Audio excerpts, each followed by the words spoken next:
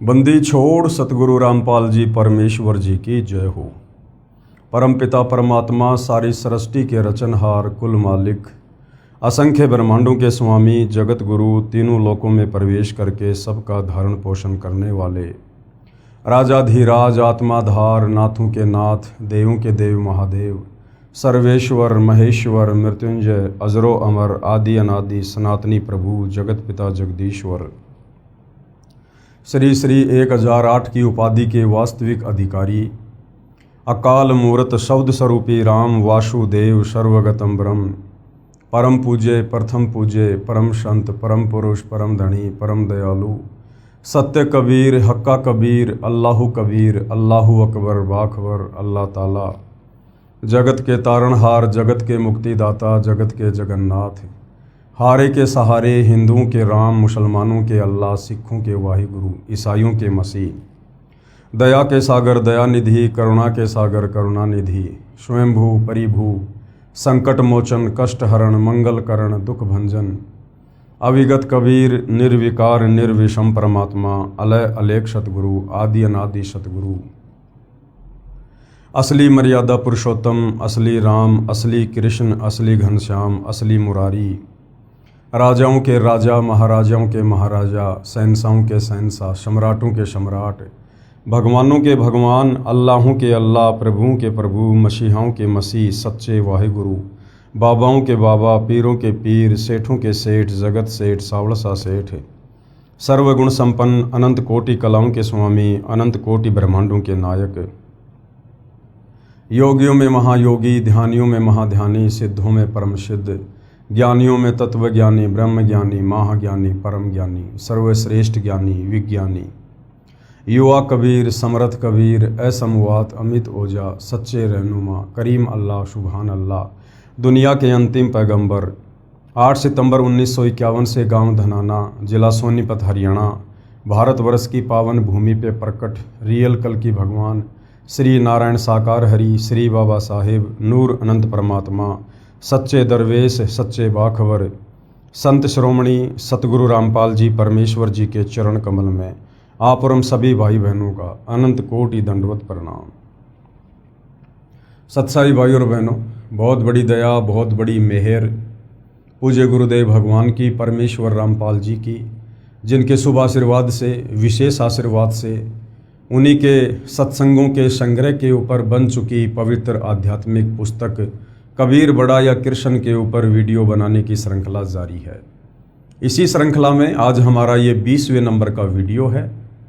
पूज्य गुरुदेव भगवान के आशीर्वाद से पवित्र पुस्तक कबीर बड़ा या कृष्ण के माध्यम से विशेषकर हिंदू समाज में उन तमाम आत्माओं को जो वास्तव में मोक्ष चाहती हैं, परमात्मा प्राप्ति चाहती हैं, उन्हें भक्ति और भगवान के विषय में, अध्यात्म के विषय में, शास्त्र अनुकूल सत्य साधना के विषय में वो सब कुछ जानने और समझने को मिल रहा है, जिसकी तलाश ये आत्मा युगों युगों से कर रही थी।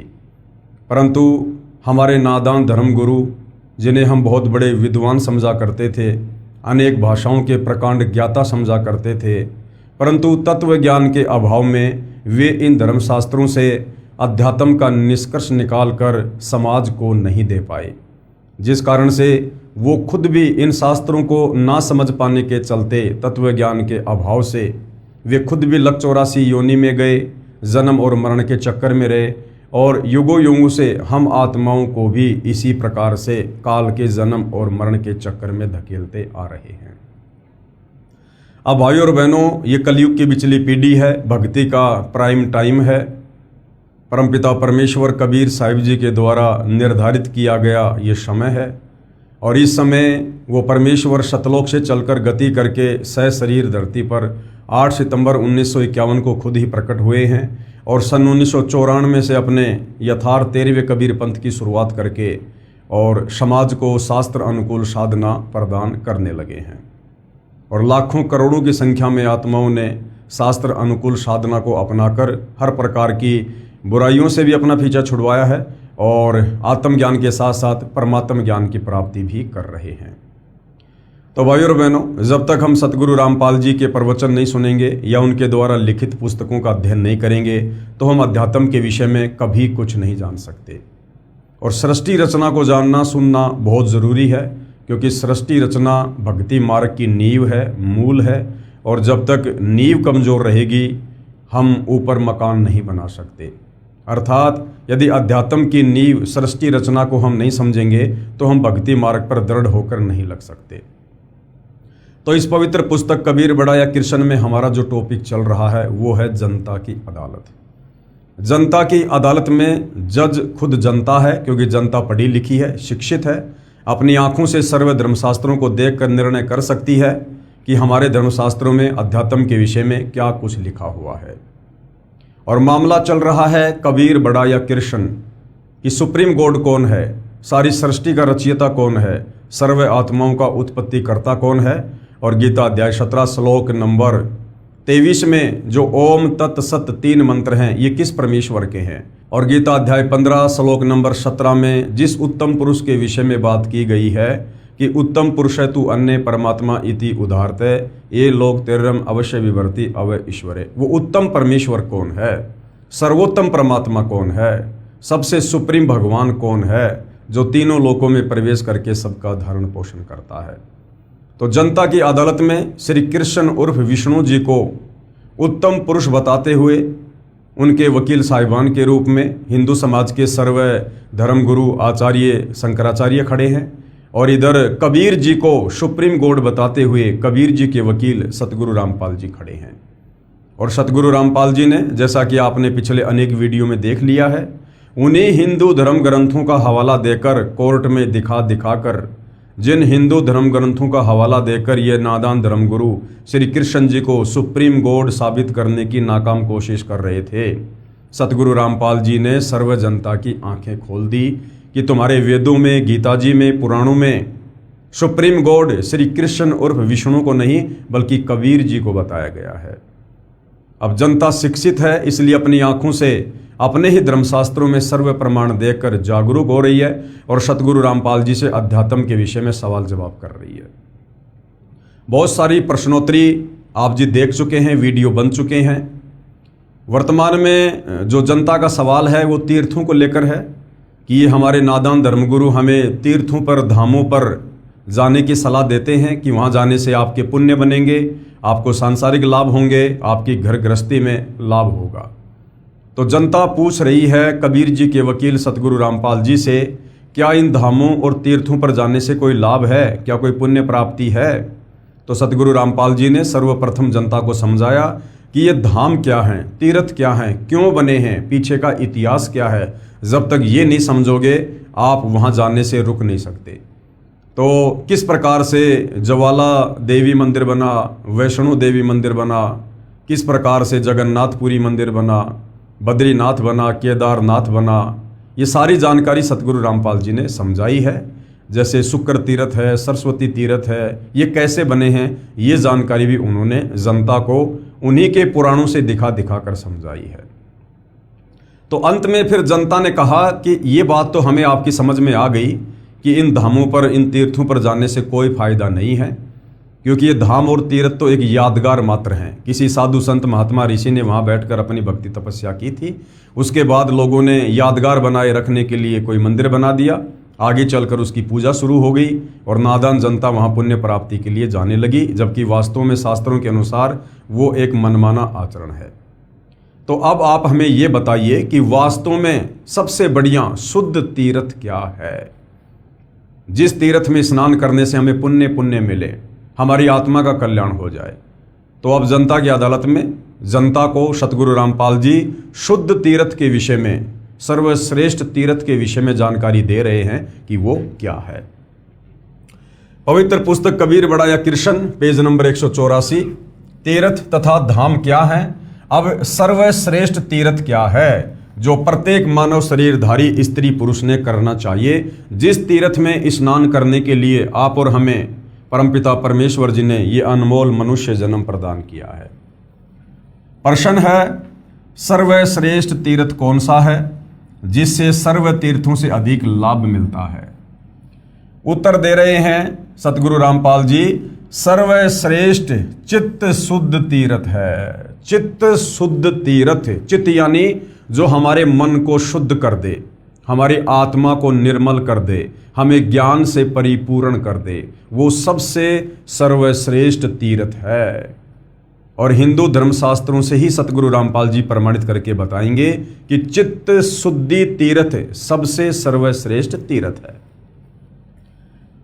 चित्त शुद्ध तीर्थ अर्थात तत्वदर्शी संत का सत्संग सर्व तीर्थों से श्रेष्ठ है। चित्त कैसे शुद्ध होगा, मन कैसे शुद्ध होगा? गीता अध्याय 4 श्लोक 34 के अनुसार तत्वदर्शी संत के सत्संग सुनने से, जिसमें आत्मज्ञान और परमात्म ज्ञान दोनों का समावेश होता है और साथ में शास्त्र अनुकूल साधना भी साधक को मिलती है। श्री देवी पुराण छठा स्कंद अध्याय 10 पेज नंबर 417 पर लिखा है, हमारे ही धर्म ग्रंथों में, हमारे ही पुराणों में लिखा है कि सर्वश्रेष्ठ तीर्थ चित्त शुद्धि तीर्थ है। व्यास जी ने राजा जनमेजय जैसे कहा, राजन, यह निश्चय है कि तीर्थ देह संबंधी मैल को साफ कर देते हैं। कि ये जितने भी तीर्थ बने हुए हैं, किसी नदी के किनारे, किसी तालाब के किनारे, वहां जाकर जल में स्नान करने से हमारे शरीर का मैल तो साफ हो सकता है। और ये शरीर का मैल तो भाई और बहनों हम अपने घर में एक बाल्टी पानी की भर के बाथरूम में रख के ढंग से रगड़ रगड़ के नहाने से भी साफ कर सकते हैं। लेकिन जब तक हम चित्त शुद्धि तीर्थ में डुबकी नहीं लगाएंगे, तत्वदर्शी संत के प्रवचनों को नहीं सुनेंगे, तब तक हमारा चित्त शुद्ध नहीं हो सकता। किंतु मन के मैल को धोने की शक्ति तीर्थों में नहीं है। तीर्थ केवल शरीर के मैल को साफ कर सकते हैं, लेकिन मन में जो मैल है, जो पांचों विकारों वाला मैल जमा हुआ है, काम, क्रोध, मोह, लोभ, अहंकार, इसके उपरांत जो ये राग, द्वेष, ईर्ष्या, छल, कपट, मन मुटाव, धोखाधड़ी, चोरी, जारी, निंदा, चुगली, कपटबाजी, मिलावटखोरी, रिश्वतखोरी, कालाबाजारी, ये जो तरह तरह के मैल हमारी आत्मा के ऊपर इस काल ने चिपका रखे हैं, ये तीर्थों के जल में नहाने से साफ नहीं हो सकते। उसके लिए तो अपने तत्वदर्शी संत के सत्संग सुनने पड़ेंगे। किंतु मन के मैल को धोने की शक्ति तीर्थों में नहीं है। चित्त शुद्ध तीर्थ गंगा आदि तीर्थों से भी अधिक पवित्र माना जाता है। यदि भाग्यवश चित्त शुद्ध तीर्थ सुलभ हो जाए, क्योंकि भाई और बहनों सर्व पदार्थ है जगमाही और भाग बिना नर पावत नाई। तत्वदर्शी संत की शरण, उनके प्रवचन भी बिना मजबूत भक्ति संस्कार के मानव शरीरधारी आत्मा को नसीब नहीं हो सकते। यानी सबके भाग्य में तत्वदर्शी संत की शरण में आना नहीं होता है। यदि भाग्यवश चित्त शुद्ध तीर्थ सुलभ हो जाए तो, अर्थात तत्वदर्शी संतों का सत्संग रूपी तीर्थ प्राप्त हो जाए, तो मानसिक मैल के धुल जाने में कोई संदेह नहीं है। परंतु राजन, इस चित्त शुद्ध तीर्थ को प्राप्त करने के लिए ज्ञानी पुरुषों अर्थात तत्वदर्शी संतों के सत्संग की विशेष आवश्यकता है। वेद, शास्त्र, व्रत, तप, यज्ञ और दान से चित्त शुद्ध होना बहुत कठिन है। वशिष्ठ जी ब्रह्मा जी के पुत्र थे। उन्होंने वेद और विद्या का सम्यक प्रकार से अध्ययन किया था। गंगा के तट पर निवास किया करते थे। तथापि द्वेष के कारण उनका विश्वामित्र के साथ वैमनस्य हो गया और दोनों ने परस्पर श्राप दे दिए तथा उनमें भयंकर युद्ध होने लगा। इससे सिद्ध हुआ कि संतों के सत्संग से चित्त शुद्ध कर लेना अति आवश्यक है। यानी भाई और बहनों, विश्वामित्र और वशिष्ठ जैसे विद्वान लोग भी संत की श्रेणी में नहीं हैं। उस संत की श्रेणी में नहीं है जिनके प्रवचन आत्माओं का चित्त शुद्ध कर दें। अन्यथा वेद, ज्ञान, तप, व्रत, तीर्थ, दान तथा धर्म के जितने साधन हैं, वे सब के सब कोई विशेष प्रयोजन सिद्ध नहीं कर सकते। श्री देवी पुराण से लेख समाप्त। ये हमारे ही पुराण में, देवी पुराण में साफ साफ लिखा हुआ है कि सर्वश्रेष्ठ तीर्थ क्या है। उसके बावजूद भी इन शास्त्रों का ज्ञान ना होने के कारण आप और हम नदियों पर, तालाबों पर, दुनिया भर के तरह तरह के तीर्थों पर, धामों पर जाकर पुण्य प्राप्ति के चक्कर में अपने घुटने तोड़ रहे थे, अपना अनमोल समय, समाशय और धन बर्बाद कर रहे थे। आगे क्या कहा जा रहा है? विशेष विचार। उपरोक्त श्री देवी पुराण के लेख से स्पष्ट है कि तत्वदर्शी संतों के सत्संग से श्रेष्ठ कोई भी तीर्थ नहीं है। अब भाई और बहनों, आप और हमारा परम सौभाग्य, हम जितने भी भाई बहन जगत गुरु तत्वदर्शी सतगुरु रामपाल जी की शरण में हैं और रोजाना उनके सत्संग सुनते हैं, अर्थात हम रोजाना चित्त शुद्धि तीर्थ में डुबकियां लगा रहे हैं और कई कई वर्षों से लगा रहे हैं। आप और हमारे लिए घर बैठे चित्त शुद्धि तीर्थ की व्यवस्था सतगुरु रामपाल जी ने कर रखी है तथा तत्व दृष्टा संत के बताए मार्ग से साधना करने से कल्याण संभव है। यानी सत्संग सुनने से तो हमारी आत्मा निर्मल होगी, हमारे विषय विकार छूटेंगे और फिर जब तत्वदर्शी संत से हम शास्त्र अनुकूल साधना प्राप्त करेंगे, भक्ति के यथार्थ मंत्र प्राप्त करेंगे, तीनों समय की आरती प्राप्त करेंगे, पांचों यज्ञ करेंगे, उसके बाद हमारी आत्मा का भी कल्याण होगा, अर्थात हमारा पूर्ण मोक्ष होगा। ये जन्म मरण का चक्कर सदा सदा के लिए समाप्त हो जाएगा। तीर्थ व्रत तप दान आदि व्यर्थ प्रयत्न है। यानी जब तक आपको तत्वदर्शी संत की शरण प्राप्त नहीं है तब तक आप कितने तीर्थों पर जाइए, कितने व्रत कीजिए, कितना घोर आप जी तप कीजिए, कितना दान और पुण्य कीजिए, ये सब व्यर्थ है। व्यर्थ का मतलब आपको इसका फल परमेश्वर अवश्य देगा, लेकिन आपको मनुष्य जन्म नहीं मिलेगा। आपको अन्य योनियों में, गधे की योनि में, कुत्ते की योनि में या अन्य किसी योनि में आपको उसका फल मिल जाएगा, परंतु आपको मनुष्य शरीर जो बेहद अनमोल है, परमात्मा प्राप्ति के लिए मिलता है, ये आपको पुनः जल्दी से नसीब नहीं होगा। तत्वदर्शी संत के अभाव के कारण केवल चारों वेदों में वर्णित भक्ति विद्या से पूर्ण मोक्ष लाभ नहीं है। यानी तत्वदर्शी संत की शरण नहीं है तो चाहे आप चारों वेदों को पढ़ लीजिए, चारों वेदों के अनुसार साधना कर लीजिए, फिर भी आपकी पूर्ण मुक्ति नहीं है। कबीर परमेश्वर जी ने कहा है, सतगुरु बिन वेद पढ़े जो प्राणी, यानी जो तत्वदर्शी संत होता है उसकी शरण में आए बिना यदि हम वेदों को पढ़ेंगे तो हम वेदों के सार को नहीं समझ पाएंगे। वेद हमें किस भक्ति की ओर संकेत कर रहे हैं, कौन सा मंत्र जाप करने का संकेत कर रहे हैं, हम नहीं समझ पाएंगे। सतगुरु बिन वेद पढ़े जो प्राणी, समझे न सार रहे अज्ञानी।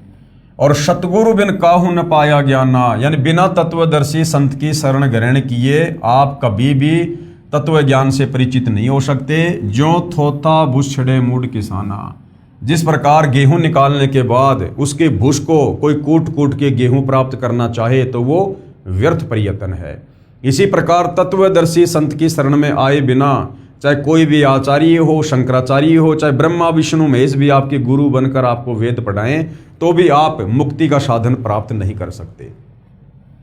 68 तीर्थ ब्रह्म ब्रह्म आवे, सब फल सतगुरु चरणा पावे। जो 68 प्रकार के तीर्थ हमारे नादान धर्म गुरुओं ने हिंदू श्रद्धालुओं को बता रखा है कि वहां जाने से पुण्य मिलेगा, मोक्ष होगा, आप उन 68 तीर्थों पर कितना ही भटक लीजिए, पूरी जिंदगी भटक लीजिए, जब तक आप तत्वदर्शी संत की शरण में नहीं आएंगे और शास्त्र अनुकूल साधना नहीं करेंगे, आपकी मुक्ति लाख जन्म भी नहीं है। कबीर तीर्थ कर कर जग मुआ, उड़े पानी नहाए, सत नाम जपा नहीं काल घसीटे जाए। यानी बिना सच्चे नाम के जाप के लोग तीर्थों पर जा जाकर और अपना जीवन बर्बाद कर दिया, लेकिन उनको आत्म कल्याण की राह नसीब नहीं हुई। सूक्ष्म वेद अर्थात तत्व ज्ञान में कहा है कि 68 तीर्थ ब्रह्म ब्रह्म आवे, 100 फल सतगुरु चरणा पावे। गंगा यमुना बद्री समेते, जगन्नाथ धाम है जेते, बर में फल प्राप्त होए न जेतो, गुरु सेवा में फल पावे ते। तो ये जितने भी प्रकार के तीर्थ हैं, गंगा यमुना बद्रीनाथ जगन्नाथ, इन सभी तीर्थों पर धक्के खाने से हमें कोई पुण्य कोई लाभ नहीं है, और जो लाभ आप इन तीर्थों पर जाकर प्राप्त नहीं कर सकते, उससे असंख्य गुना ज़्यादा लाभ घर बैठे यदि आप तत्वदर्शी संत की शरण में है तो उनके द्वारा बताई गई भक्ति साधना करने से और उनकी सेवा करने से आप जी प्राप्त कर लेते हैं। कोटिक तीर्थ सब कर आवे, चाहे आप करोड़ों तीर्थ कर लो और गुरु जी के चरणों में फल तुरंत ही पावे। तत्वदर्शी संत के चरणों में आपको करोड़ों तीर्थों से भी ज्यादा फल प्रतिदिन नसीब होता है। सतगुरु मिले तो अगम बतावे, सच्चा सतगुरु ही हमें मोक्ष की राह बताएगा, आगे का रास्ता सतलोक का रास्ता बताएगा।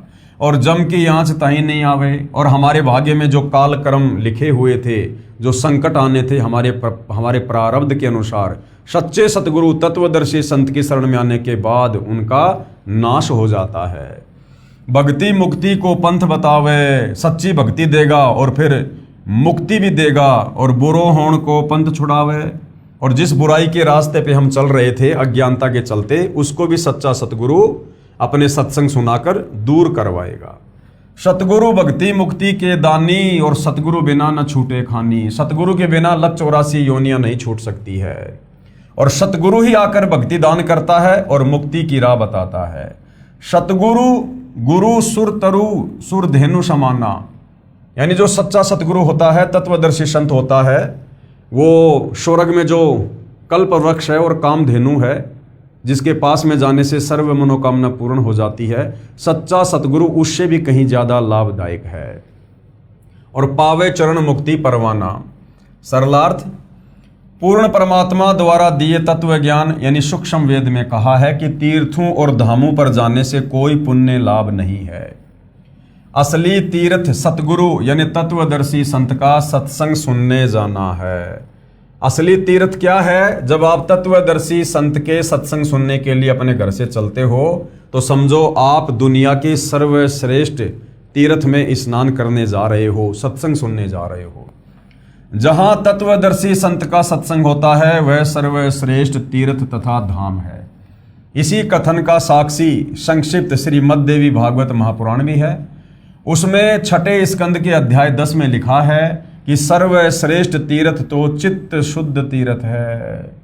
श्रीमद् देवी भागवत महापुराण यानी देवी पुराण में लिखा है कि सर्वश्रेष्ठ तीर्थ क्या है? चित्त शुद्धि तीर्थ। जहां तत्वदर्शी संत का सत्संग चल रहा है उसके अध्यात्म ज्ञान से चित्त की शुद्धि होती है। शास्त्रोक्त अध्यात्म ज्ञान तथा शास्त्रोक्त भक्ति विधि का ज्ञान होता है। अब जैसे आप जी इस पवित्र पुस्तक कबीर बड़ा या कृष्ण के ऊपर वीडियो देख रहे हैं तो समझो आप जी चित्त शुद्धि तीर्थ में स्नान कर रहे हो। ये दुनिया का सबसे सर्वश्रेष्ठ तीर्थ है। चाहे आप सतगुरु रामपाल जी के प्रवचन सुन लीजिए, चाहे उनकी पुस्तकों का अध्ययन कर लीजिए, या उनकी पुस्तकों को यदि कोई पढ़ा रहा हो, ज्ञान बता रहा हो, या आपस में तत्वदर्शी संत की कोई ज्ञान चर्चा हो रही हो और आप सुन रहे हैं तो समझ लीजिए आप चित्त शुद्धि तीर्थ में स्नान कर रहे हैं, जिससे जीव का कल्याण होता है। क्योंकि सत्संग सुनने से हमें ज्ञान होगा कि मनुष्य जन्म क्यों मिला है और हमें क्या करना चाहिए। अन्य तीर्थ मात्र भ्रम है। वहां जाने से केवल हम अपने समय का और धन का दुरुपयोग करेंगे। हम काल के द्वारा जो भ्रमणाएं फैलाई जा चुकी हैं अध्यात्म को लेकर, हम उससे बाहर नहीं निकल सकते। इसी पुराण में लिखा है यानी श्रीमद् देवी भागवत महापुराण में लिखा है कि सतगुरु रूप तीर्थ मिलना अति दुर्लभ है। सूक्ष्म वेद में बताया है कि सतगुरु तो कल्प वृक्ष तथा कामधेनु के समान है। जैसे पुराणों में कहा है कि स्वर्ग में कल्प वृक्ष तथा कामधेनु है, उससे जो भी मांगो सब सुविधाएं प्रदान कर देते हैं। इसी प्रकार सतगुरु जी सत्य साधना बताकर सर्व लाभ साधक को प्रदान करवा देते हैं तथा अपने आशीर्वाद से भी अनेकों लाभ देते हैं। भक्ति करवाकर मुक्ति की राह आसान कर देते हैं। इसलिए कहा है कि एक साधे सब सदे। क्या कहा है? एक साधे सब सदे और सब साधे सब जाए और माली सींचे मूल को फले फूले अघाए। यानी उस तत्वदर्शी संत को ही जिनके सत्संग सुनकर आप जी को आत्मज्ञान हुआ, परमात्म ज्ञान हुआ, उन्हीं को एकमात्र अपने इष्ट देव के रूप में पूजने से हमारी आत्मा का कल्याण होगा। एक साधे सब सदे सब साधे सब जाए और माली सींचे मूल को फले फूले अघाए। गुरुदेव ने क्या अर्थ किया है? शब्दार्थ, एक सतगुरु रूप तीर्थ पर जाने से सब लाभ मिल जाता है। सब तीर्थों धामों व अन्य अंधश्रद्धा भक्ति से सब लाभ समाप्त हो जाते हैं। जैसे आम के पौधे की एक जड़ की सिंचाई करने से पौधा विकसित होकर पेड़ बनकर बहुत फल देता है, यदि पौधे को उल्टा करके जमीन में गड्ढे में शाखाओं की ओर से रोपकर शाखाओं की सिंचाई करेंगे तो पौधा नष्ट हो जाता है, कोई लाभ नहीं मिलता है। इसलिए एक सतगुरु रूप तीर्थ पर जाने से सर्व लाभ मिल जाता है। जैसा कि संक्षिप्त श्रीमद् देवी भागवत महापुराण में लिखा है कि सतगुरु रूप तीर्थ मिलना अति दुर्लभ है, परंतु आप जी को सतगुरु रूप तीर्थ अति सुलभ है। क्यों?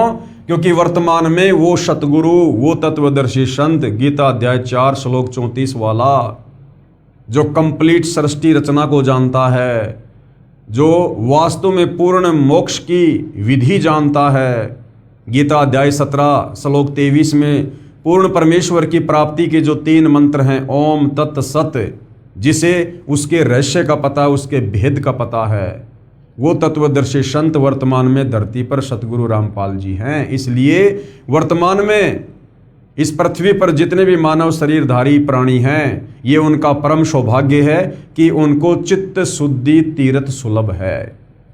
और परमेश्वर ने सोशल मीडिया दे रखी है, घर बैठे आप जेब से मोबाइल निकालकर रोजाना सतगुरु रामपाल जी के सत्संग सुनकर चित्त शुद्धि तीर्थ में डुबकी लगा सकते हैं।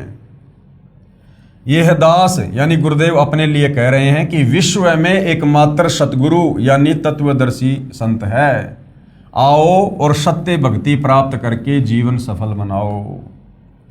आप जी को फिर ध्यान दिला दूं कि गीता शास्त्र का ज्ञान चारों वेदों ऋग्वेद, यजुर्वेद, सामवेद तथा अथर्ववेद का सारांश है। यानी जो पवित्र गीता जी है वो चारों वेदों का निष्कर्ष है, उनका सार रूप है, संक्षिप्त रूप है। वेदों का ज्ञान पूर्ण परमात्मा यानी परम अक्षर ब्रह्म का दिया हुआ है, यानी कबीर परमेश्वर जी का दिया हुआ है इस काल को, अक्षर पुरुष को, जो काल ब्रह्म के अंतःकरण में डाला गया था। काल ब्रह्म के श्वासों द्वारा उसके शरीर से बाहर आया था, जिसका कुछ अंश काल ब्रह्म ने जानबूझकर समाप्त कर दिया था। यानी जो ज्ञान परमपिता परमेश्वर जी ने, कबीर देव जी ने इस काल ब्रह्म को दिया था, यहाँ 21 ब्रह्मांड में आने के बाद जब समय अनुसार इसकी श्वासों से वेद बाहर प्रकट हुए, जब इसने वेदों को पढ़ा तो पता चला कि इसमें तो भैया तेरे विषय में बहुत कुछ लिखा हुआ है। तेरा नाम काल कैसे पड़ा, तुझे प्रतिदिन 1 लाख मानव शरीरधारी आत्माओं के सूक्ष्म शरीर से निकली हुई वासना खाने का श्राप कैसे लगा, तेरा ये रूप बिगड़ा हुआ क्यों है, ये सारी जानकारी उस ज्ञान में थी। तो इसने जल्दबाजी में उस ज्ञान को नष्ट कर दिया जो इसके पाखंड की पोल खोल रहा था, और बाकी का ज्ञान इसने समुद्र मंथन के माध्यम से श्री ब्रह्मा जी को, जो इसका सबसे बड़ा बेटा है, यानी ब्रह्मा विष्णु महेश इस काल ब्रह्म के ज्योति निरंजन के बेटे हैं, तो इसने समुद्र मंथन में वो ज्ञान ब्रह्मा जी को प्रदान कर दिया। ब्रह्मा जी ने उस ज्ञान को पढ़ा, लेकिन तत्व ज्ञान के अभाव में, तत्वदर्शी संत के अभाव में ब्रह्मा जी निष्कर्ष नहीं निकाल पाए। और जैसा ब्रह्मा जी को समझ में आया, ब्रह्मा जी ने आगे अपने वंशज ब्राह्मणों को, धर्म गुरुओं को देना शुरू कर दिया। अब जब ब्रह्मा जी को समझ में नहीं आया तो उसके वंशजों को कहाँ से समझ में आ जाता। उन वंशजों ने उस ज्ञान को आगे प्रचारित करना शुरू कर दिया। आगे चल के कालांतर में श्री वेद व्यास जी के द्वारा 4 वेदों के रूप में, 4 पुस्तकों के रूप में उस वेद ज्ञान को लिपिबद्ध कर दिया गया, जो आज आप और हमारे सामने है। शेष अपने पुत्र ब्रह्मा जी को दे दिया। श्री कृष्ण दैपायन जी ने यानी वेद व्यास जी ने इसको 4 भागों में ऋग्वेद, यजुर्वेद, सामवेद तथा अथर्ववेद में बांट दिया, यानी 4 पुस्तकें बना दी, जिस कारण से उनको वेद व्यास यानी वेदों का विस्तारक कहा जाने लगा। यही ज्ञान श्रीमद् भगवद गीता में काल ब्रह्म ने श्री कृष्ण जी के शरीर में प्रवेश करके कहा था। इसलिए गीता का ज्ञान परमात्मा का बताया है, पुराणों का ज्ञान श्री ब्रह्मा जी तथा ऋषियों का अपना अनुभव है। पुराणों में जो ज्ञान गीता और वेदों से नहीं मिलता वह शास्त्र विरुद्ध है, उसको आधार मानकर साधना करना बेकार है। चारों वेदों, 4 वेद कौन से हैं? ऋग्वेद, यजुर्वेद, सामवेद तथा अथर्ववेद, तथा इन्हीं के सार रूप गीता में केवल ब्रह्म, जिसे काल ब्रह्म भी कहा जाता है, ज्योति पुरुष, केवल काल ब्रह्म तक की साधना का ज्ञान है। चारों वेदों में केवल ब्रह्मा विष्णु महेश के पिता और दुर्गा के पति इस काल ब्रह्म ज्योति निरंजन क्षर पुरुष की साधना का ही ज्ञान है। केवल इसी का एक ओम मंत्र विशेषकर चारों वेदों में और पवित्र गीता जी में है। इन शास्त्रों में परम अक्षर ब्रह्म अर्थात उस परमेश्वर की साधना का ज्ञान नहीं है, जिसके विषय में गीता ज्ञान देने वाले ने गीता अध्याय 18 श्लोक 62 में कहा कि हे भारत, तू सर्वभाव से उस परमेश्वर की शरण में जा, उसकी कृपा से ही तू परम शांति को तथा सनातन परम धाम को प्राप्त होगा। यानी खुद ये ब्रह्मा विष्णु महेश का पिता गीता का ज्ञान देते समय श्री कृष्ण जी के शरीर में प्रवेश करके अर्जुन को कह रहा है कि अर्जुन, यदि तुझे मेरे द्वारा फैलाए गए जाल से, जन्म और मरण के षड्यंत्र से, लग 84 योनियों के कष्ट से बाहर निकलना है, तो गीता अध्याय 18 श्लोक 62 में कह रहा है कि भाई तू किसी तत्वदर्शी संत की शरण में जा, तू सर्वभाव से उस परमेश्वर की शरण में जा। यानी अपने से अन्य किसी और सर्वश्रेष्ठ परमात्मा की शरण में जाने की सलाह अर्जुन को दे रहा है। जहाँ जाने के बाद यानी उस परमेश्वर के लोक शतलोक में जाने के बाद साधक फिर लौटकर वापस संसार में नहीं आता, यानी मेरे किस ब्रह्मांड में फिर वो जन्म मरण में नहीं आता है। उस परमेश्वर का ज्ञान जानने के लिए गीता अध्याय 4 श्लोक 32 और 34 में कहा है कि उस तत्व ज्ञान को स्वयं परमेश्वर ने अपने मुख कमल से बोलकर वाणी द्वारा बताया है। वह तत्वदर्शी संतों के पास जाकर समझ कि भैया वो कंप्लीट ज्ञान अर्जुन मेरे पास भी नहीं है। यानी गीता ज्ञानदाता ने हाथ खड़े कर दिए। जिस गीता ज्ञानदाता को हिंदू समाज सर्वश्रेष्ठ ज्ञानी और भगवान मानकर पूज रहा है, श्री कृष्ण और विष्णु को, उसने भी हाथ खड़े कर दिए कि भैया उस सर्वश्रेष्ठ परमात्मा की प्राप्ति का और उसके सतलोक में जाने का कंप्लीट ज्ञान मुझे भी नहीं है। उसके लिए अर्जुन तो किसी तत्वदर्शी संत की खोज कर। गीता अध्याय 4 श्लोक 32 और 34। इससे सिद्ध है कि गीता में न तो ये ज्ञान है कि वह परमेश्वर कौन है तथा न उसकी प्राप्ति की साधना का वर्णन है, परंतु गीता का ज्ञान अपने स्तर का सत्य ज्ञान है। जैसे 10वीं कक्षा तक का सिलेबस है वह उस स्तर का तो सत्य है, परंतु BA तथा MA का नहीं है। वह सूक्ष्म वेद यानी तत्व ज्ञान में है।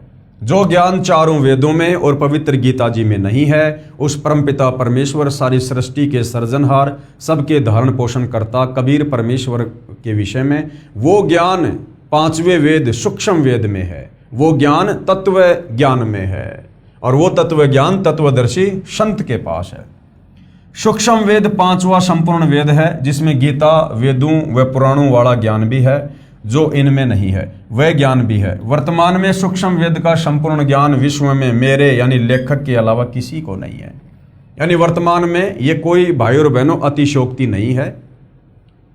वर्तमान में सतगुरु रामपाल जी के अलावा इस पूरी पृथ्वी पर छोड़िए, इस पूरे 21 ब्रह्मांड में किसी को तत्व ज्ञान की छींट नहीं है।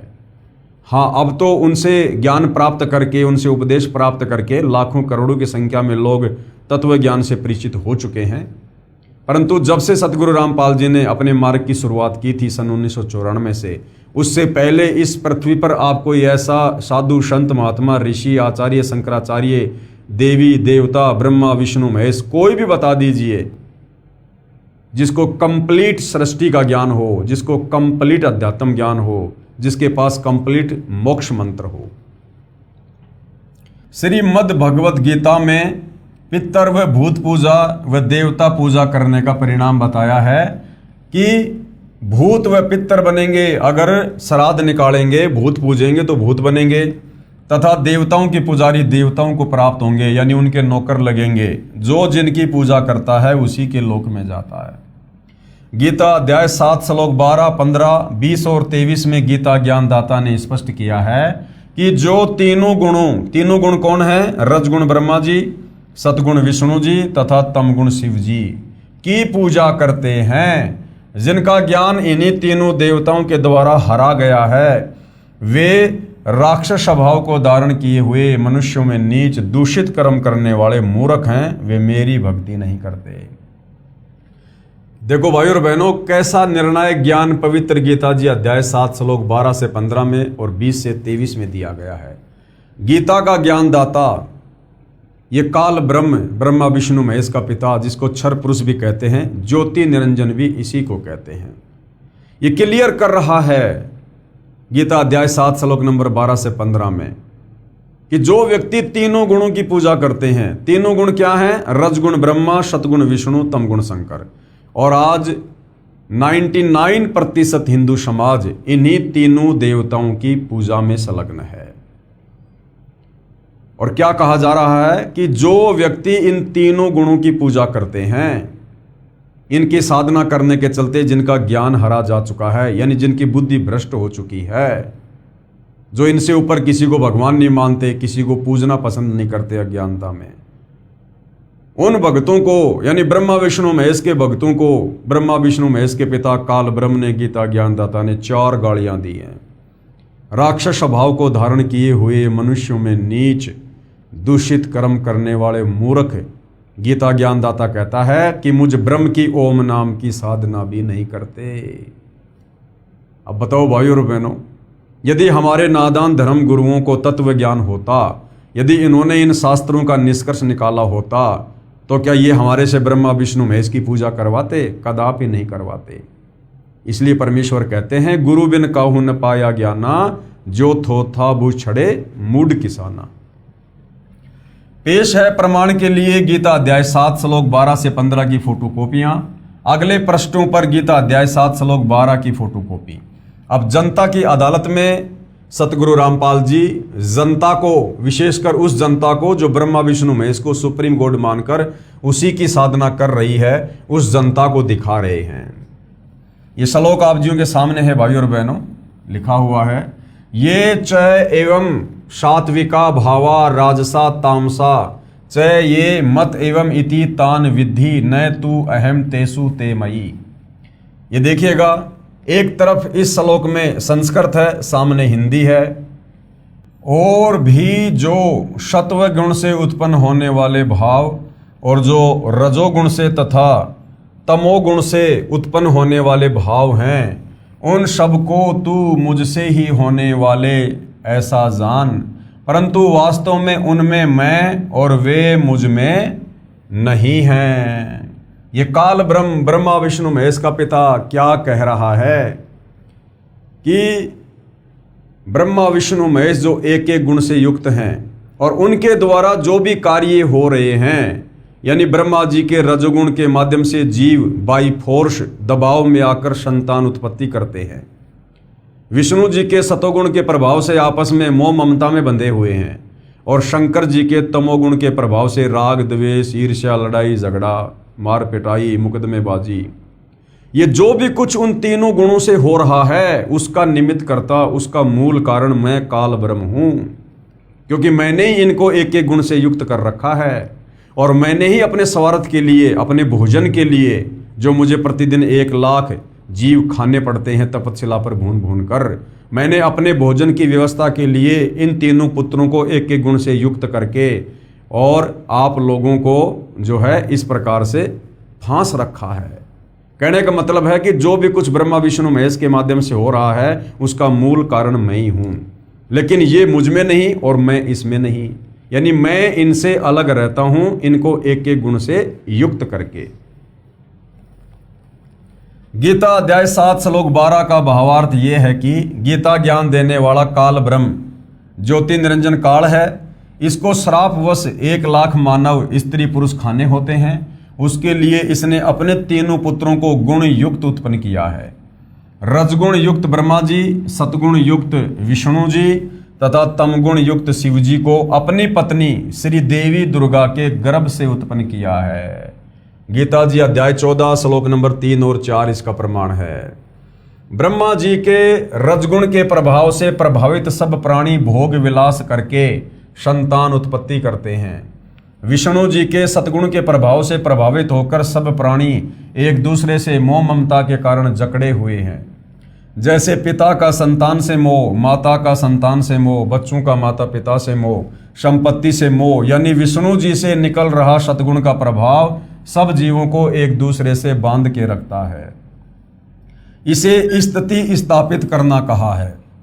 शिवजी के तमगुण के प्रभाव से युद्ध होते हैं, हजारों लाखों सैनिक मारे जाते हैं, आपसी कलह झगड़े होते हैं। तीनों देवता श्री ब्रह्मा जी, श्री विष्णु जी तथा श्री शिव जी काल ब्रह्म के खाने के लिए व्यवस्था करते हैं। अधिक जानकारी सृष्टि रचना इसी पुस्तक के पेज नंबर 389 पर हम आगे पढ़ेंगे। इसलिए गीता अध्याय 7 श्लोक 12 में गीता ज्ञानदाता ने कहा है कि रजगुण ब्रह्मा से, सतगुण विष्णु से तथा तमगुण शिव से जो भी कुछ हो रहा है उन सब को तू मुझसे ही होने वाला जान। यानी मूल कारण मैं काल ब्रह्म हूं जो बाई फोर्स ब्रह्मा विष्णु महेश के माध्यम से करवा रहा हूं।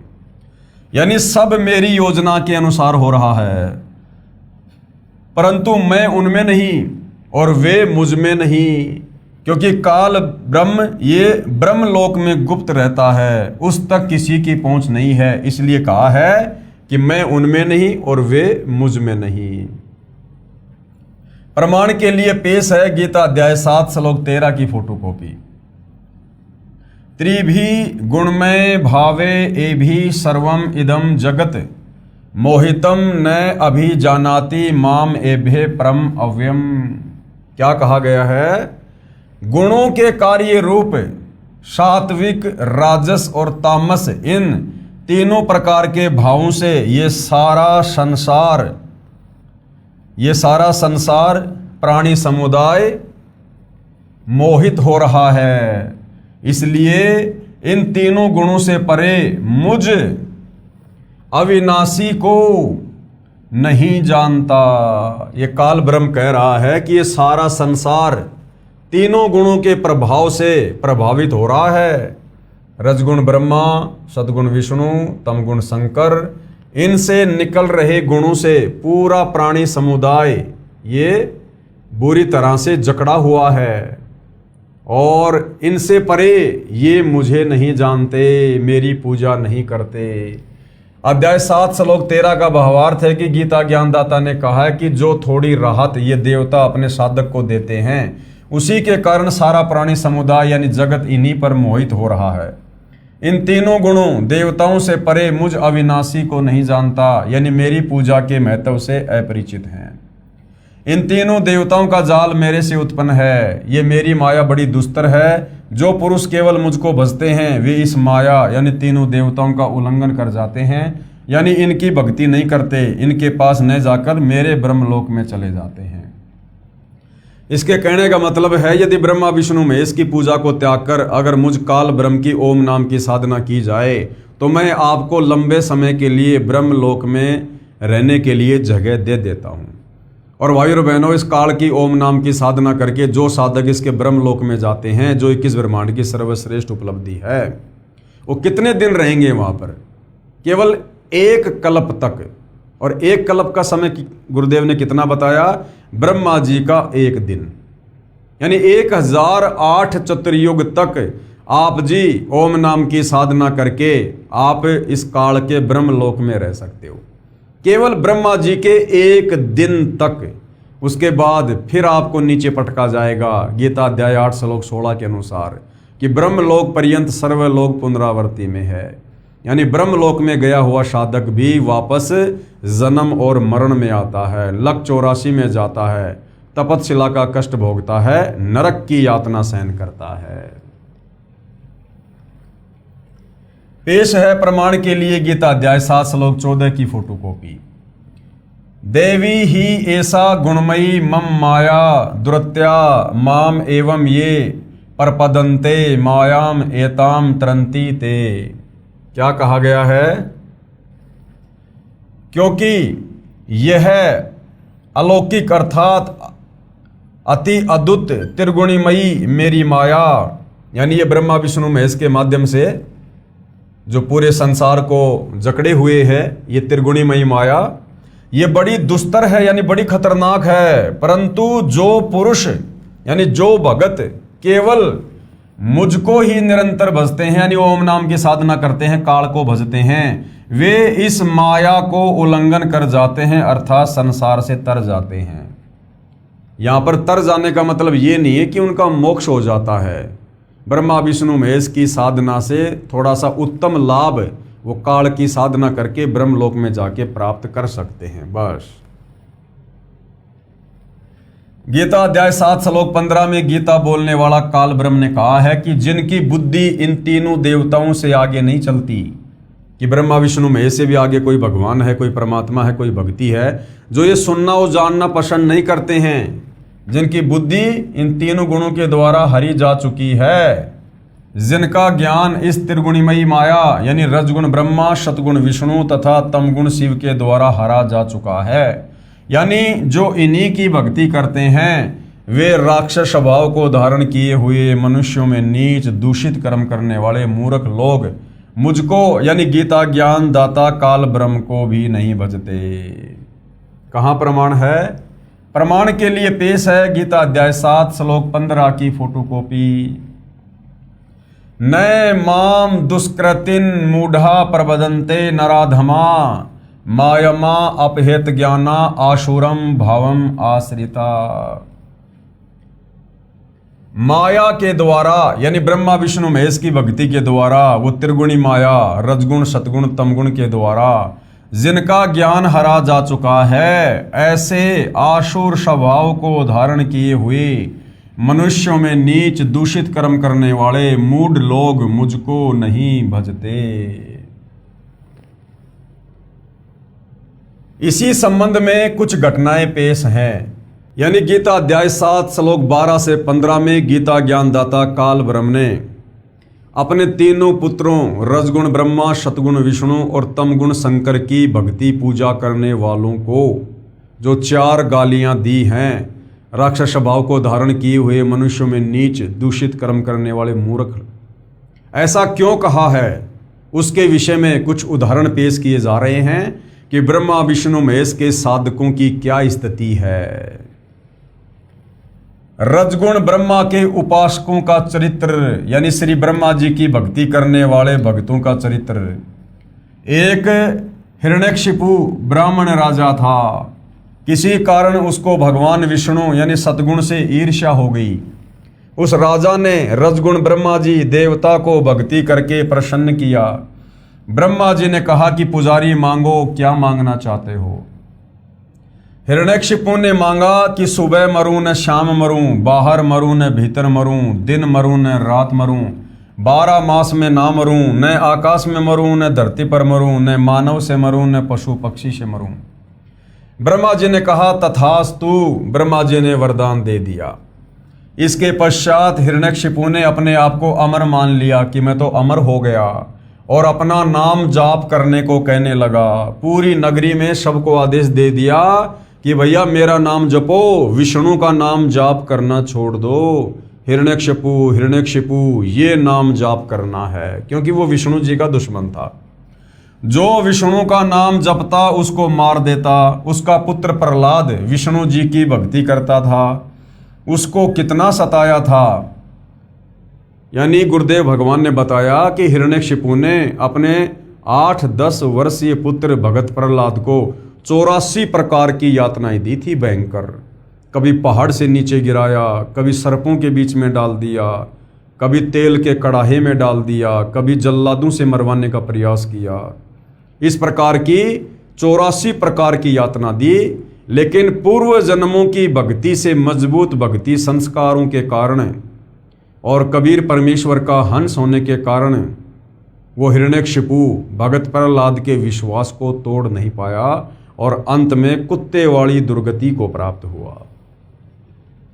उसका पुत्र प्रहलाद विष्णु जी की भक्ति करता था, उसको कितना सताया था। हे धर्मदास, यानी धर्मदास जी को कबीर परमात्मा जिंदा बाबा के रूप में बता रहे हैं कि हे धर्मदास, कथा से तो आप परिचित हैं। भावार्थ है कि रजगुण ब्रह्मा का भगत हिरण्यकशिपु राक्षस कहलाया, कुत्ते वाली मौत मारा गया। राक्षस स्वभाव को धारण किए हुए मनुष्यों में नीच दूषित कर्म करने वाले मूर्ख, ये 4 गालियां इसलिए ब्रह्मा विष्णु महेश के पुजारियों को दी गई है क्योंकि ये लोग कोई भी उल्टा कार्य करने से पीछे नहीं हटते। रावण तथा भस्मासुर की कथा, जो तमगुण श्री शंकर जी की पूजा करते थे। अब तमगुण श्री शंकर जी के पुजारियों की क्या हालत है, इसलिए 4 गालियां दी गई हैं।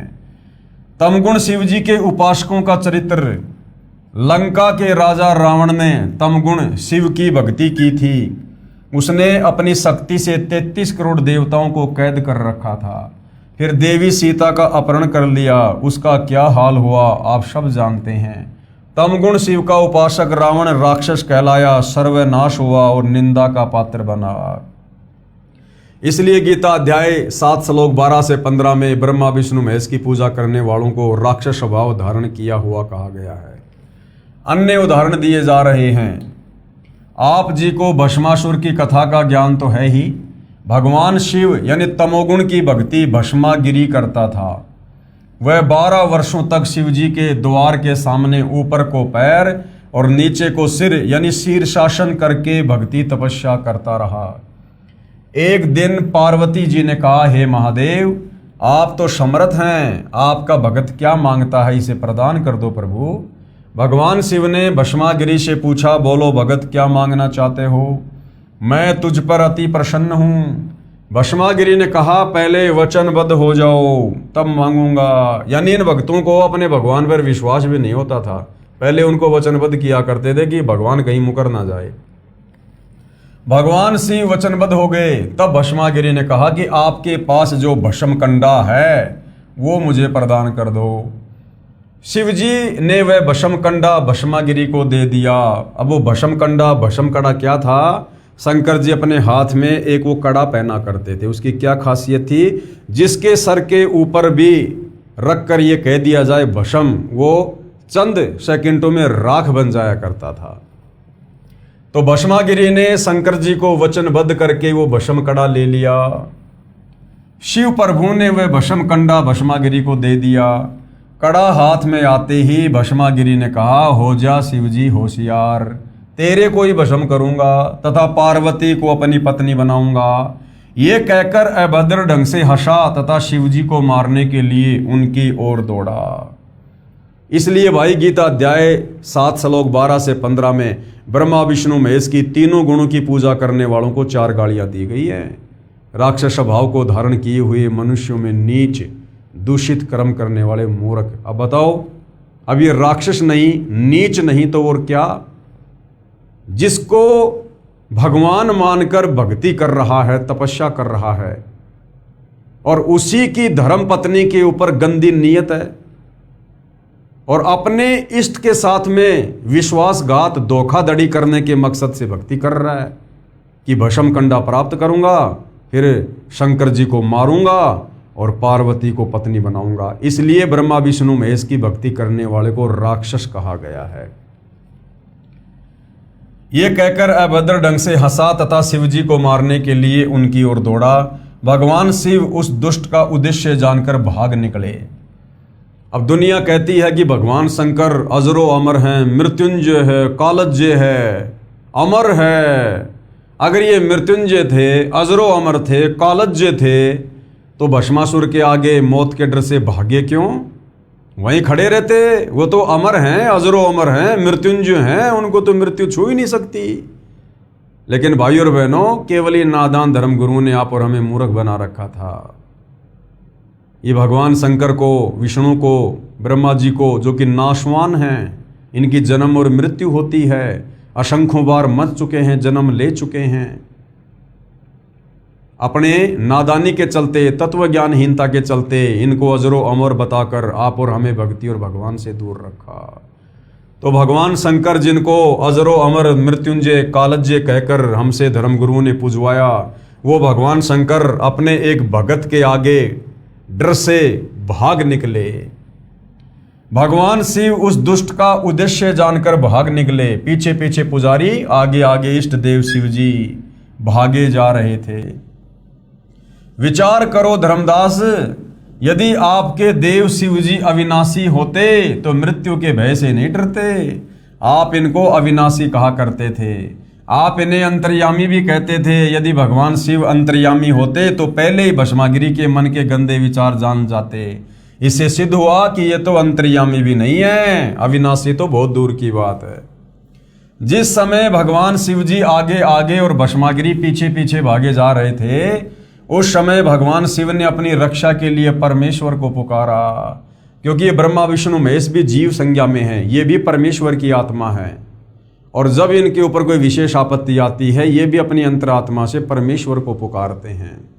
उस समय परम अक्षर ब्रह्म जी पार्वती का रूप बनाकर, यानी लोकवेद के आधार से धर्मगुरुओं ने कह रखा कि भाई विष्णु जी आ गए वहां पर पार्वती का रूप बनाकर।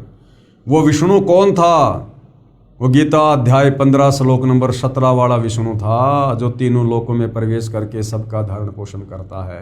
परम अक्षर ब्रह्म कबीर देव, उन्होंने अपने भगत की पुकार सुनकर भस्मासुर से बचाने के लिए और विष्णु रूप धारण किया, और उसके बाद पार्वती रूप में कन्वर्ट हुए, और उस भस्मागिरी को, क्योंकि परमेश्वर के आगे तो सब बेबस है, लाचार है, दो कोटि के जीव हैं, उस भस्मासुरी को जो है नाच नचाया, और उसके बाद उसी का हाथ उसके सिर पे रखवाया, और फिर परमेश्वर ने उसको भस्म किया।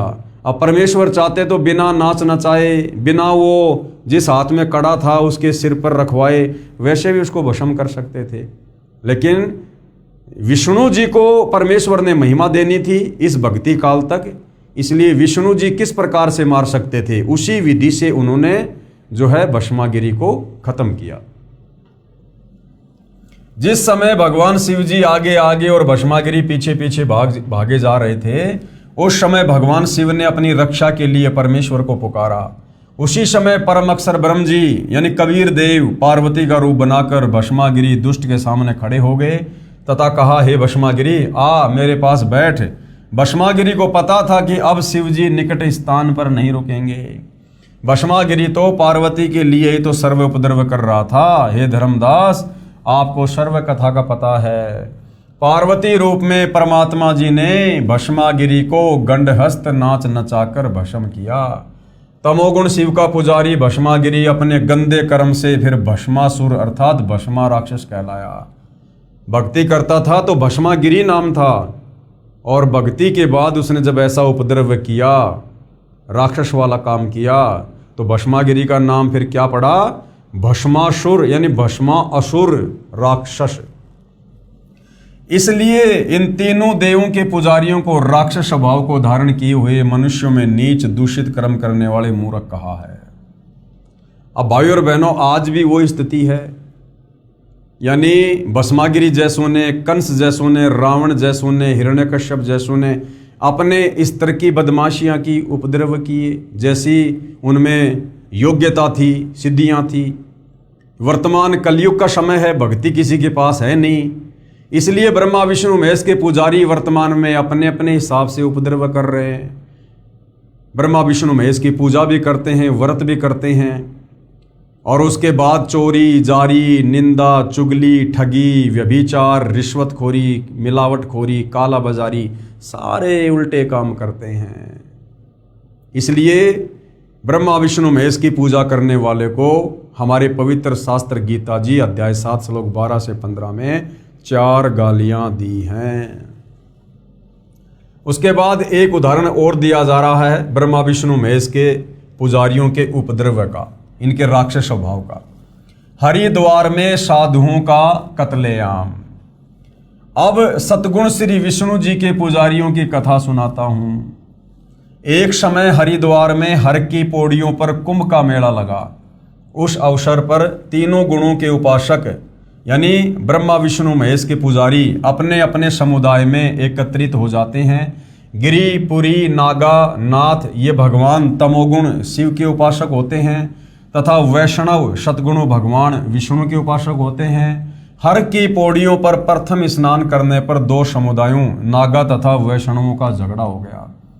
लगभग 25,000 ये त्रिगुण रजगुण ब्रह्मा, सतगुण विष्णु तथा तमगुण शिव के पुजारी लड़कर मर गए, कत्लेआम कर दिया। तलवारों, छुरों, कटारी से एक दूसरे की जान ले ली।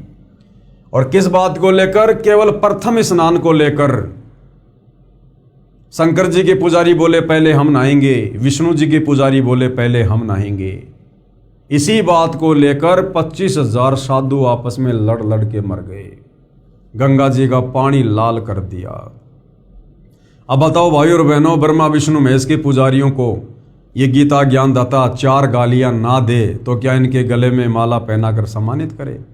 इसलिए इनको राक्षस स्वभाव को धारण किए हुए मनुष्यों में नीच, दूषित, कर्म, मूर्ख कहा गया है। और यही कारण है, आज देखिए ब्रह्मा विष्णु महेश की पूजा करते करते भी हिंदू समाज में आप जाइए पुलिस स्टेशन में कितनी FIR मिलेंगी, आप जाइए कोर्ट में कितने मुकदमे मिलेंगे, राग द्वेष ईर्ष्या में आकर लड़ाई झगड़ा मार पिटाई, छोटी छोटी बातों को लेकर, जमीन को लेकर, मकान को लेकर, धोखाधड़ी को लेकर दुनिया भर के मुकदमे दर्ज हैं।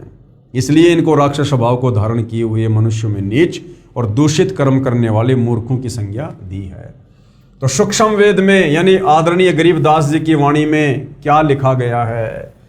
तीर तुपक तलवार कटारी जमधड़ जोर बधावे हैं, हर पैड़ी हर हेत नहीं जाण्या वहां जा तेग चलावे हैं। काटे शीस नहीं दिल करुणा ये जग में साध कहावे हैं, और जो जन इनके दर्शन को जावे उनको भी नरक पठावे हैं। हे धर्मदास, उपरोक्त सत्य घटनाओं से सिद्ध हुआ कि रजगुण ब्रह्मा जी, सतगुण विष्णु जी तथा तमगुण शिव जी की पूजा करने वालों को गीता अध्याय 7 श्लोक 12 से 15 में राक्षस स्वभाव को धारण किए हुए मनुष्यों में नीच, दूषित कर्म करने वाले मूर्ख कहा है। परमेश्वर जिंदा जी के मुख कमल से उपरोक्त कथा सुनकर धर्मदास जी का सिर फटने को हो गया। धर्मदास जी मथुरा गए हुए थे, वहां कबीर परमात्मा जिंदा बाबा के रूप में मिले और धर्मदास जी को ज्ञान समझा रहे हैं कि धर्मदास तू किस विष्णु की साधना कर रहा है, ये तो शतोगुण युक्त है, ये काल का पुत्र है, और इसकी पूजा करने के लिए खुद गीता में अध्याय 7 श्लोक 12 से 15 में मना किया है। तो ये सारी सत्य कथा सुनकर, जो कथाएं धर्मदास जी ने अपने गुरु रूपदास से पहले ही सुन रखी थी, पुस्तकों में पुराणों में कथाएं पढ़ रखी थी, लेकिन तत्वदर्शी संत की शरण में आए बिना इन कथाओं को समझने वाली बुद्धि ओन नहीं होती। तो जब खुद तत्वदर्शी संत यानी कबीर परमेश्वर जी जिंदा बाबा रूप में कथा सुना रहे थे, तो धर्मदास जी की बुद्धि से काल दूर हो गया था और धर्मदास जी को सारी बातें बिल्कुल एज इट इज समझ में आने लगी, और ये सारी कथाएं सुनकर उनका सिर फटने को हो गया, चक्कर आने लगे। हिम्मत करके धर्मदास बोला, हे प्रभु, आपने तो मुझ ज्ञान के अंधे को आंखें दे दी दाता। उपरोक्त सर्व कथाएं हम सुना तथा पढ़ा करते थे, परंतु कभी विचार नहीं आया कि हम गलत रास्ते पर चल रहे हैं। आपका सौ बार धन्यवाद, आप जी ने मुझ पापी को नरक से निकाल दिया प्रभु, और उसी नरक से वर्तमान में सतगुरु रामपाल जी पूरे विश्व को बाहर निकालने के लिए पुनः धरती पर प्रकट हुए हैं। यदि कोई नरक से निकलना चाहे तो उनके सत्संग रूपी चित्त शुद्धि तीर्थ में स्नान करना चाहे तो। गीता अध्याय 7 के श्लोक 20 से 23 का उपरोक्त से संबंध है, जिनका भावार्थ है कि गीता अध्याय 7 श्लोक 20 से 23 तक का भावार्थ है कि जो गीता अध्याय 7 श्लोक 12 से 15 में कहा है कि तीनों गुण रजगुण श्री ब्रह्मा जी, सतगुण श्री विष्णु जी तथा तमगुण श्री शिव जी रूपी माया द्वारा जिनका ज्ञान हरा जा चुका है, अर्थात जो तीनों देवताओं की साधना करते हैं, वे राक्षस स्वभाव को धारण किए हुए मनुष्यों में नीच दुष्कर्म करने वाले मूर्ख मुझ ब्रह्म की पूजा नहीं करते। इसी के संबंध में गीता अध्याय 7 श्लोक 20 और 23 में कहा है कि जिनका ज्ञान उपरोक्त तीनों देवताओं द्वारा हरा जा चुका है, वे अपने स्वभाववश उन्हीं देवताओं की पूजा मनोकामना पूर्ण करने के मकसद से करते हैं। अर्थात गीता ज्ञानदाता कह रहा है, क्या कह रहा है कि मेरे से अन्य देवताओं की पूजा करते हैं। जो भगत जिस देवता की पूजा करता है उसकी श्रद्धा मैं ही उस देवता के प्रति दृढ़ करता हूँ। उस देवता के पुजारी को भी मेरे द्वारा उस देवता को दी गई शक्ति से ही प्राप्त होता है, परंतु उन मंद बुद्धि वालों अर्थात मूर्खों का वह फल नाशवान है, यानी वो नरक जाने से नहीं बच सकते। देवताओं के पूजने वाले देवताओं को प्राप्त होते हैं, यानी देवताओं के लोक में जाकर उनके नौकर बनते हैं, उनके गण बनते हैं, और मेरे भगत मुझे प्राप्त होते हैं। काल कह रहा है कि मेरी ओम नाम की साधना करने वाला मुझे प्राप्त होता है, यानी ब्रह्म लोक में जाता है। भावार्थ है कि जो ब्रह्मा विष्णु तथा शिव की पूजा या अन्य किसी देव की पूजा करते हैं, उन देवताओं की पूजा का फल नाशवान है, अर्थात वह पूजा व्यर्थ है।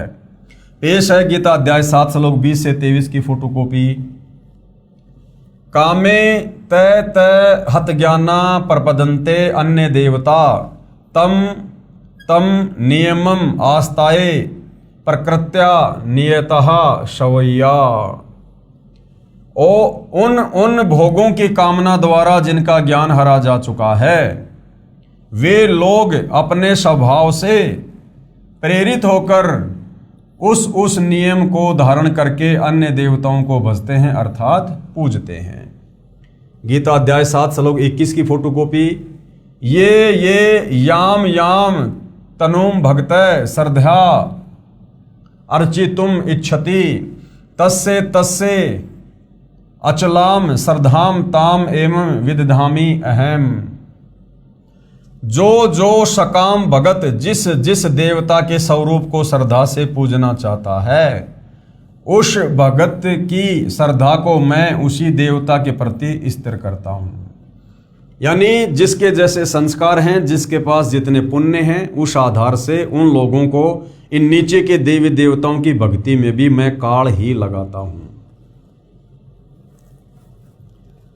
गीता अध्याय 7 श्लोक नंबर 22 की फोटोकॉपी।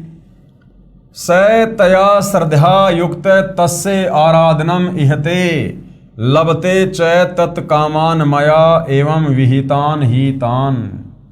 वह पुरुष यानी वो भगत उस श्रद्धा से युक्त होकर उस देवता का पूजन करता है और उस देवता से मेरे द्वारा ही विधान किए हुए उन इच्छित भोगों को निसंदेह प्राप्त करता है। यानी जिस प्रकार कोई किसी सरपंच के साथ में बहुत अच्छे संबंध रखता है, या एक गांव का सरपंच जो लाभ गांव वालों को दे सकता है, तो उस प्रांत का मुख्यमंत्री ये कह सकता है कि उस सरपंच से मिलने वाला लाभ भी मेरे द्वारा ही दिया जाता है। यानी वो सरपंच अपनी तरफ से एक फूटी कोड़ी भी गांव वालों को नहीं दे सकता। सरपंच को ऊपर से मिलता है, स्टेट से मिलता है, जिस कारण से वो आगे वितरित करता है। इसी प्रकार ये देवी देवता अपनी जेब से किसी को फूटी कोड़ी का लाभ नहीं दे सकते।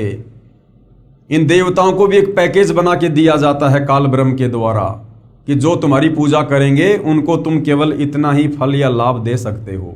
तो ये काल ब्रह्म कह रहा कि जो इन देवी देवताओं की भी पूजा करते हैं ना, और जो थोड़ा बहुत लाभ ये प्राप्त करते हैं, वो लाभ भी मेरे द्वारा ही पैकेज बना के दिया जाता है। गीता अध्याय 7 श्लोक 23 की फोटोकॉपी। अंतवत तु फलम तेषाम तत् भवति अल्पमेध साम देवान देव यज यान्ति मध्यका यान्ति माम अपि। परंतु उन अल्प बुद्धि वालों का वह फल नाशवान है तथा वे देवताओं को पूजने वाले देवताओं को प्राप्त होते हैं, और मेरे भगत चाहे जैसे ही भजें अंत में मुझको ही प्राप्त होते हैं। अब भाइयों और बहनों, गीता में ब्रह्म काल की भक्ति भी अनुत्तम अर्थात घटिया कही गई है।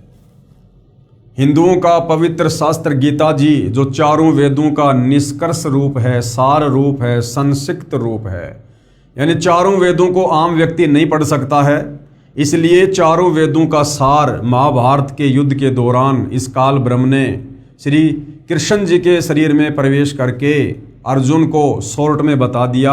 आगे चलकर श्री वेद व्यास जी के द्वारा उसको गीता रूप ग्रंथ में लिपिबद्ध कर दिया गया, जो आज आप और हमारे कर कमलों में है।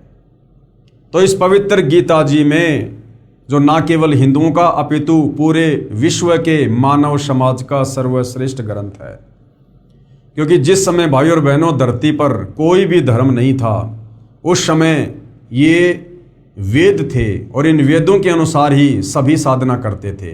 द्वापर युग तक भी जब ये गीता का ज्ञान बोला गया, धरती पर कोई धर्म अलग से नहीं था, हिंदू मुस्लिम सिख ईसाई कोई धर्म नहीं था। आगे चलकर यानी लगभग 3-3.5 वर्षों में इन सारे धर्मों का जन्म काल प्रेरणा से हुआ है।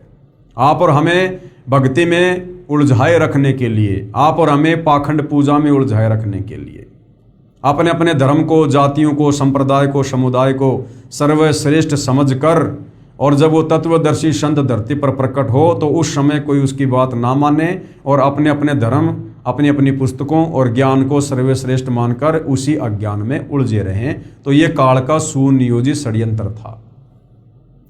तो इसी पवित्र गीता जी में जो चारों वेदों का सार है, इसमें इस काल ब्रह्म की यानी गीता का ज्ञान देने वाले की, ब्रह्मा विष्णु महेश के पिता की जो ओम नाम की साधना है, गीता अध्याय 8 श्लोक 13, ओम इति एक अक्षर ब्रह्म व्यवहारण माम अनुस्मरण ये प्रयाति तजन देहम सयाति परमाम गतम। यानी चारों वेदों में और गीता जी में जो ओम नाम की साधना है काल ब्रह्म की, वो साधना भी व्यर्थ है, बेकार है, घटिया है, अनुतमाम है। ये काल ब्रह्म खुद गीता अध्याय 7 श्लोक 18 में कह रहा कि अर्जुन मेरी साधना भी अनुत्तम है, घटिया है। मेरी साधना से, ओम नाम की साधना से भी साधक पूर्णतया जन्म मरण से मुक्त नहीं हो जाता। लक 84 योनि में जाने से, गधा कुत्तर सुअर बनने से, नरक भोगने से नहीं बच सकता।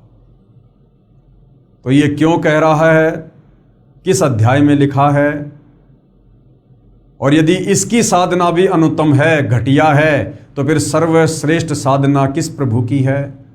इन तमाम बातों की जानकारी जनता की अदालत में कबीर जी के वकील सतगुरु रामपाल जी दे रहे हैं, और इस विषय को हम अगले वीडियो में देखेंगे। क्योंकि भाइयों और बहनों, सदियों से उलझा हुआ ये आध्यात्मिक ज्ञान है, और अभी तक हमें जो भी धर्मगुरु मिला केवल हमारे को शास्त्र विरुद्ध साधना बताने वाला ही मिला। और इस अज्ञान को एक से नहीं, दो से नहीं, सैकड़ों धर्मगुरुओं के मुख से, कथाओं के माध्यम से, पुस्तकों के माध्यम से सुनने के चलते हमारे अंतःकरण में अज्ञान जमा हो चुका है। इस अज्ञान को मिटाने के लिए आप और हमने चित्त शुद्धि तीर्थ में डुबकी लगानी ही पड़ेगी। तत्वदर्शी संत सतगुरु रामपाल जी के सत्संग सुनने पड़ेंगे, उनके द्वारा लिखित पुस्तकों को पढ़ना पड़ेगा, तब जाकर ये अज्ञान धीरे धीरे छूटेगा। तो नेक्स्ट टॉपिक में जनता की अदालत में इस विषय पर हम चर्चा करेंगे कि गीता ज्ञानदाता काल ब्रह्म भी अपनी ओम नाम की साधना को घटिया क्यों बता रहा है। तब तक भाई और बहनों, परमपिता परमेश्वर हम सबको आज्ञा दें, सद्बुद्धि दें, हमारा मार्गदर्शन करें। बंदी छोड़ सतगुरु रामपाल जी परमेश्वर जी की जय हो।